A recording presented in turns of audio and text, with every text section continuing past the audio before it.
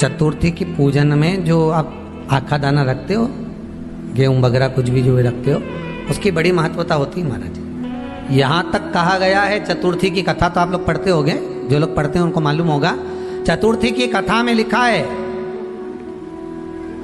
चौथ माता के व्रत में वर्णन किया गया है कि वो आखा दाना जो रखा जाता है, मान लो कोई जरूरी काम होता है तभी आखा दाना को रखा जाता है, संभाल के रखते हैं कि हम इस काम के लिए जा रहे हैं और हमारा ये कार्य सफल होना चाहिए।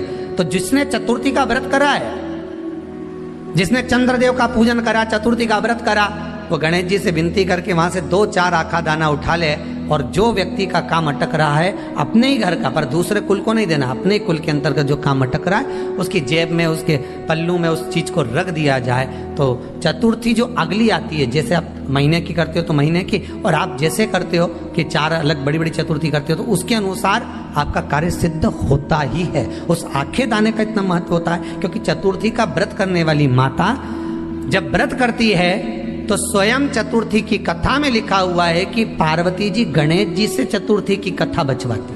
तो चतुर्थी की कथा जब होती है तो उसको स्वयं गणेश जी बाच रहे हैं। तो व्रत कौन सुन रही है? माता पार्वती। और आपने जो आखा दाना लिया वो गणेश जी के भाव से लिया, गणेश जी से निवेदन करके, विनय करके, प्रार्थना कर उसको प्राप्त किया। तो जिनकी यहाँ संपदा की कमी होती है, वैभव की कमी होती है, लक्ष्मी की कमी होती है, प्रतिष्ठा की कमी होती है, धन की कमी होती है, उसके लिए बुधवार के दिन अगर शंकर पर 1 लोटा पानी चढ़ाया जाता है तो जिन लड़कियों का विवाह नहीं हो रहा, जिन बच्चों का विवाह नहीं हो रहा, उन बच्चों के भी विवाह हो जाते हैं। हमारा वृद्धि से मतलब होता है जिस कन्या या वर का विवाह नहीं होता, 40 साल हो गए या 30 साल हो गए, या जब 28 के बाद में लड़का लड़की क्रॉस हो जाए कि 29 में, 30 में, 32 में, 34 में, 40 तक पहुंच गए और विवाह नहीं हो रहा है, तब बेलपत्री के जो पेड़ होता है, वृक्ष होता है, उस वृक्ष की जो डाली होती है, उस डाली के मनकों से जो माला बनती है, बाजार में भी मिल जाती है बेल की माला, उस माला को भगवान शंकर को समर्पित कर कर बेलपत्री के वृक्ष के नीचे बैठ कर भगवान शंकर का पंचाक्षर मंत्र का जाप करना है। कौन सा मंत्र है? पंचाक्षर। पंचाक्षर मंत्र कल बताया था, नमः शिवाय। अगर रसोई घर से भोजन में तुलसी डलकर अगर ठाकुर जी के सामने वो थाली रखी तो ये पक्का है वो थाली ठाकुर जी नहीं जीमेंगे, क्योंकि उसमें तुलसी रखी हुई आई है। हाँ, जब ठाकुर जी के सामने थाली रखा गई और तुमने थाली रखने के बाद में मंदिर के सामने बैठ के फिर तुलसी डाली तो ठाकुर जी उसको स्वीकार कर लेते हैं। क्यों? क्योंकि 33 करोड़ देवी देवता एक जगह पर विराजमान हैं। जब हम थाली रखते हैं, प्रथम देव उस भाग को ग्रहण कर ले। जब तक तुलसी डालते हैं, प्रथम देव अपनी दृष्टि हटा लेते हैं। समय होता है, एक टाइम होता है, एक पल होता है, एक घड़ी होती है कि गणेश जी महाराज हमारे घर में आ गए। गणेश जी की सबसे पहली जो आरती हो, उस आरती के समय पर अगर धूप बत्ती जलाई जाए या गोबरी को जलाकर उसमें गूगल छोड़ी जाए और गूगल छोड़ने के बाद गणेश जी का नाम ध्रुम वर्ण कह दिया जाए तो गणेश जी को तुम्हारे घर की पूजा स्वीकार करना पड़ती है। बस वो समय हम जानते, हम तो बस उतना जानते हैं कि शिव महापुराण में लिखा और मुद्गल पुराण में लिखा, गणेश पुराण में लिखा, गणेश जी का एक नाम होता है ध्रुम वर्ण। क्या नाम है?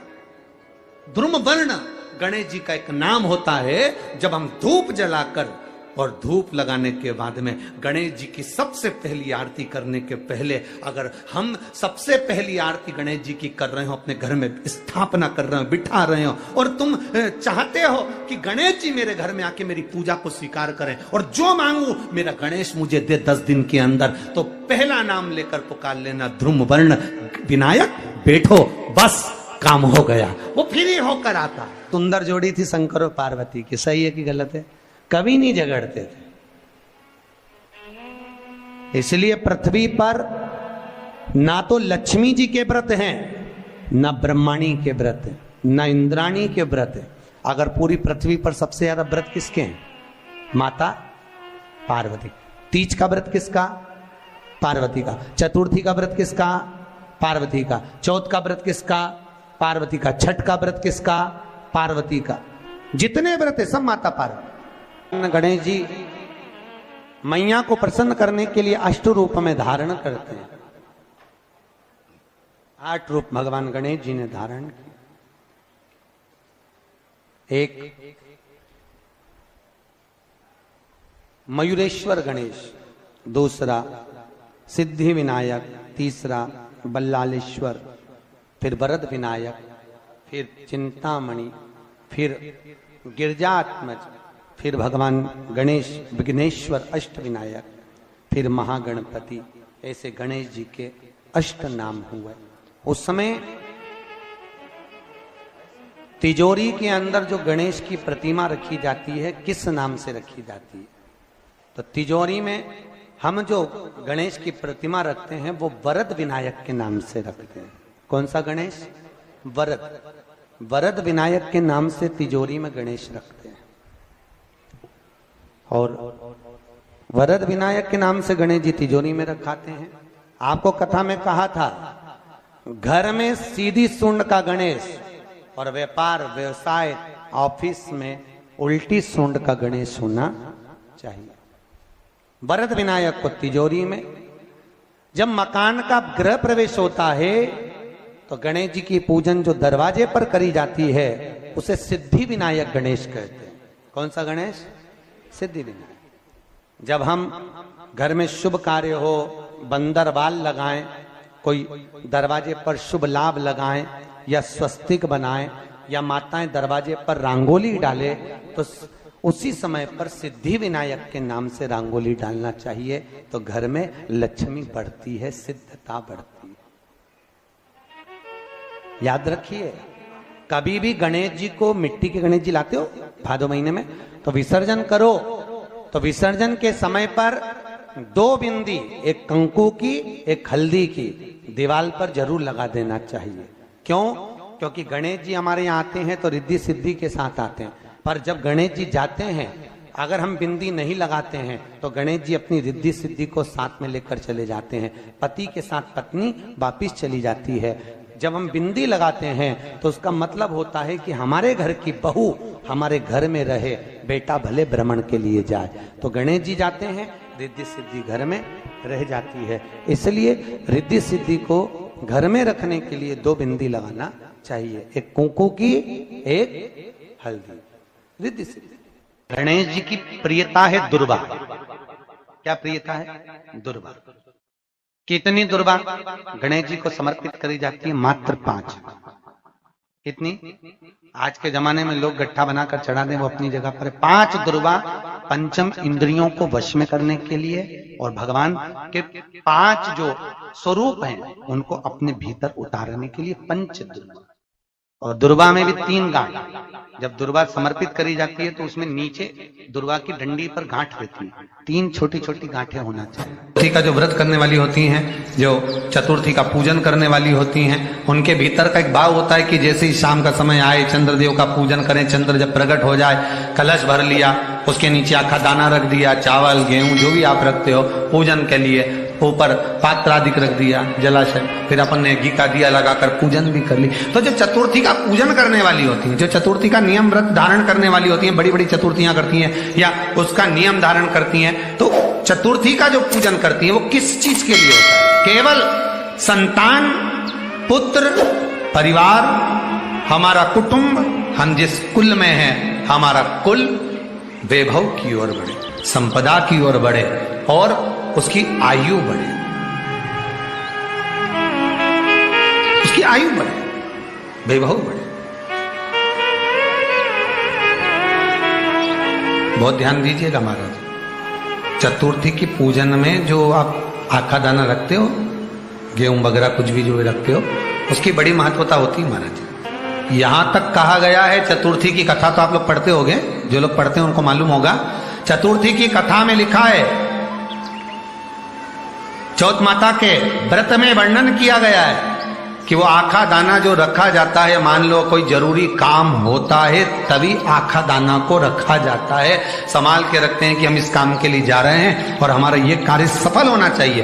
तो जिसने चतुर्थी का व्रत करा है, जिसने चंद्रदेव का पूजन करा, चतुर्थी का व्रत करा, वो गणेश जी से विनती करके वहां से 2-4 आखा दाना उठा ले, और जो व्यक्ति का काम अटक रहा है अपने ही घर का, पर दूसरे कुल को नहीं देना, अपने ही कुल के अंतर्गत जो काम अटक रहा है उसकी जेब में, उसके पल्लू में उस चीज को रख दिया जाए।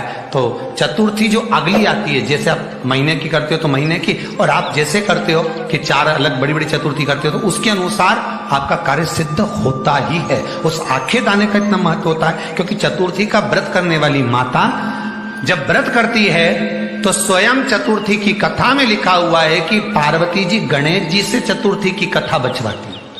चतुर्थी की कथा बाची किसने थी? स्वयं गणेश जी महाराज ने। और सुनी किसने थी? माता पार्वती। बाचने वाले गणेश जी थे, सुनने वाली माता पार्वती थी। तो चतुर्थी की कथा जब होती है तो उसको स्वयं गणेश जी बाच रहे हैं। तो व्रत कौन सुन रही है? माता पार्वती। और आपने जो आखा दाना लिया वो गणेश जी के भाव से लिया, गणेश जी से निवेदन करके, विनय करके, प्रार्थना कर उसको प्राप्त किया। जितने आस्था चैनल पर कथा सुन रहे हो, जितने फेसबुक और यूट्यूब पर सुन रहे हो, और जितने इस छत्तीसगढ़ की पावन धरा पर बैठकर सुन रहे हो, बहुत सावधानी से सुनना। एक छोटा सा कपूर का टुकड़ा जब आरती में जलाया जाता है तो ये कपूर क्यों जलाते हैं? इस कपूर का महत्व क्या है? इस कपूर का कारण क्या है? ये कपूर है कौन जिसको हम आरती में जलाते? क्या जरूरत इस कपूर को आरती में जलाने की? क्या जरूरत इसको यज्ञशाला में जलाने की? क्या जरूरत है इस कपूर को पूजन में जलाने की? स्वयं गुरु बाबा कहते हैं यदि कोई आरती में, पूजन में, घर में एक कपूर का टुकड़ा आरती के बाद में जब समर्पित करेगा तो उसको अश्वमेध यज्ञ का पुण्य प्राप्त हो जाएगा। अश्वमेध यज्ञ के पुण्य को पाने के लिए कपूर का टुकड़ा आज भी आरती में जलाया जाए। एक कपूर का टुकड़ा सुख का, इसीलिए हमारे यहाँ शास्त्र कहता है महाराज, जब आपको घर में अगर ऐसा लगने लगे कि 15 दिन से बहुत बेचैनी है, बहुत दुख तकलीफ लग रही है, कोई ना कोई बीमार पड़ रहा है, कुछ ना कुछ तकलीफें लग रही है, तो एक पीपल का पत्ता ले लो, उसके ऊपर एक कपूर का टुकड़ा ले लो, सारे घर में घुमाकर उसको दरवाजे के बीच मध्य में जलाकर रख दीजिए। थोड़ी सी जला 20 से 25 मिनट के अंदर मकान में एनर्जी वापिस आ जाएगी, उस भवन में एनर्जी वापिस प्राप्त हो जाएगी। 20 से 25 मिनट के अंदर एनर्जी वापस। लग रहा है कि यहाँ नेगेटिव है तो उसको पॉजिटिव बनाया जा सकता है। रात को 12 बजे शंकर जी के मंदिर में शिवलिंग पर चढ़ी हुई बेलपत्री को उठाकर शंकर मंदिर का शिखर देखकर चबा चबा कर खा लीजिए। आपके पांव के घुटने बदलने की जरूरत नहीं पड़ेगी, ऑपरेशन की जरूरत नहीं।